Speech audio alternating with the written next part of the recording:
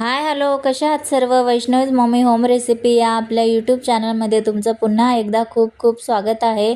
तर आजची रेसिपी आहे मस्त अशी वाळलेल्या माशाची भाजी. तर मला पण माहिती नाही त्या माशांना काय म्हणतात, तर तुम्ही बघून कमेंट करून नक्की सांगा. तर चला आपण रेसिपीला सुरुवात करूया. हे बघा, अशा प्रकारचे हे मासे आहेत. तर या माशांना काय म्हणतात मला पण माहिती नाही. तुम्हाला माहिती असेल तर तुम्ही नक्की कमेंट करून सांगा. तर चला आपण ही रेसिपी बनवूया. आता हे मासे आहे ना कट करून घेतलेले आहेत, लांब लांब होते ते. तर त्या पाण्यामध्ये आपण आहे ना भिजत ठेवायचे 15-1 मिनिटं. आता इकडे आपण तव्यावर आहे ना कांदा वगैरे भाजून घेऊया मसाला बनवण्यासाठी. कांदा टाकलेला आहे मी एक छोटा. व्यवस्थित आहे ना सर्व भाजून घ्यायचं तेल टाकून. हे बघा, अशा प्रकारे छानपैकी कांदा आहे ना एकदम गोल्डन आणि ब्राऊन झाला पाहिजे. त्यानंतर आहे ना टोमॅटो टाकायचं आणि लसूण टाकायचा आणि थोडंसं आलं टाकायचं. हे सर्व भाजून घ्यायचं आणि यामध्ये तुम्ही खोबरं पण टाकू शकता. इथे माझ्याकडे आहे ना असं सुकं खोबऱ्याचा जो किस असतो ना तो आहे. तर मी हे सर्व भाजून झाल्याच्या नंतर लास्टला हे भाजते, कारण हे ना करपून जाईल यासाठी. तर हे बघा, अशा प्रकारे थोडासा गॅस आहे ना बारीक करून व्यवस्थित भाजून घ्यायचं. जास्त करपून नाही द्यायचं, खूप काळा पडेल मसाला, त्यामुळे सांगते. हे बघा, अशा प्रकारे छानपैकी भाजून झाल्याच्या नंतर आहे ना आपण गार करून घ्यायचं आणि मिक्सरच्या भांड्यात टाकून त्यामध्ये थोडीशी कोथिंबीर टाकायची आणि मसाला एकदम बारीक वाटून घ्यायचा. हे बघा, अशा प्रकारे छानपैकी मसाला वाटून झाल्याच्या नंतर आपण फोडणीसाठी आहे ना गॅसवर कढई ठेवलेली आहे. त्यामध्ये 1 ते 1.5 चमचा तेल टाकायचं, जास्त तेल नाही टाकायचं.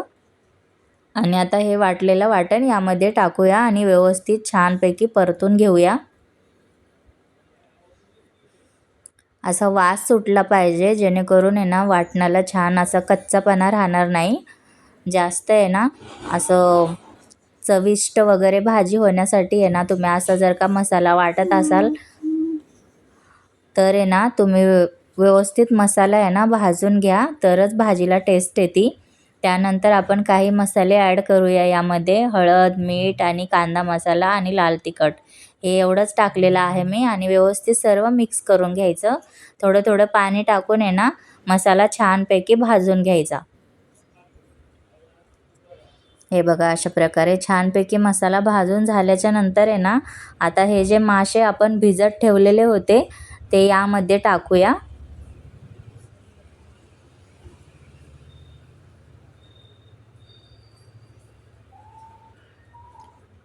हे बघा, मी आता सर्व हे मासे यामध्ये टाकते आणि एक बटाटा पण त्याचं साल काढून आहे ना व्यवस्थित असे बारीक बारीक तुकडे करून यामध्ये टाकायचा आणि सर्व आहे ना व्यवस्थित मिक्स करून घ्यायचं. सर्व मिक्स करून झाल्याच्या नंतर त्यामध्ये ना तुम्हाला हवा असेल तेवढं तुम्ही पाणी ॲड करू शकता. म्हणजे जेवढा रस्सा हवा असेल त्यानुसार तुम्ही पाणी ॲड करा. मी इथे 1 ग्लास पाणी ॲड केलेलं आहे. तुम्हाला जेवढा रस्सा हवा असेल तेवढं तुम्ही पाणी जास्त वाढवू शकता आणि या स्टेपला तुम्ही आहे ना मीठ वगैरे आहे का नाही ते चेक करून बघायचं. मी अजून थोडंसं पाणी टाकते आहे. आता आपण झाकण ठेवूया आणि बारीक गॅस करायचा. 5 ते 10 मिनिटे उकळून द्यायचं. आता बघा 5 ते 10 मिनिटं झालेले आहेत. छानपैकी उकळलेला आहे रस्सा आपला. आता शिजलेला आहे का बटाटा ते बघूया. अजून थोडा वेळ लागणार आहे, 5-1 मिनिटं. अजून थोडा वेळ आहे ना झाकण ठेवून बारीक गॅसवरच आपण शिजवायचं.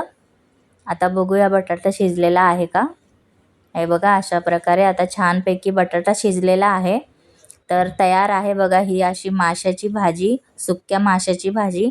तर व्हिडिओ आवडल्यास व्हिडिओला लाईक करा, शेअर करा आणि सबस्क्राईब करा. भेटूया नवीन रेसिपीसह. तोपर्यंत सर्वांनी काळजी घ्या. Bye bye. आणि कमेंट करून नक्की सांगा या माशाचं नाव काय म्हणतात, मला तरी माहिती नव्हतं. तर चला भेटू परत. Bye bye.